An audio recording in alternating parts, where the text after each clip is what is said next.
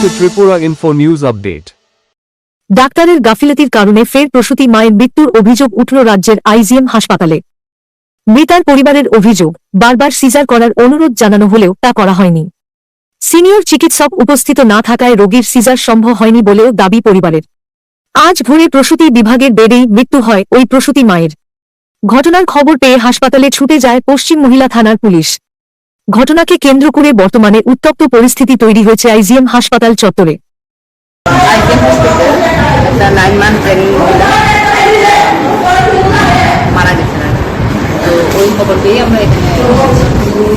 পরিস্থিতি বর্তমান কিরকম দেখতেছেন?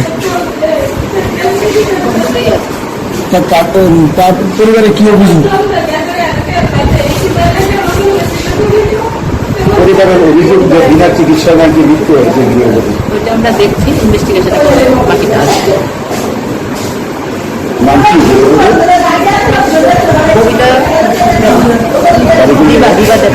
বিবাদের না বাড়ি কোন যাবো? বিবাদের নগরের বাড়িটা বৈষ্ণব টিলা নিয়ার আপনি কারো বিরুদ্ধে অভিযোগ করেছেন? পরিবারের পক্ষ থেকে কোনো অভিযোগ আছে কি? আমরা আপাতত পোস্টমর্টমের দিকে দেখছি, পরে দেখা যাবে। কিছু বলতাম না, মানুষ হতাম না তো।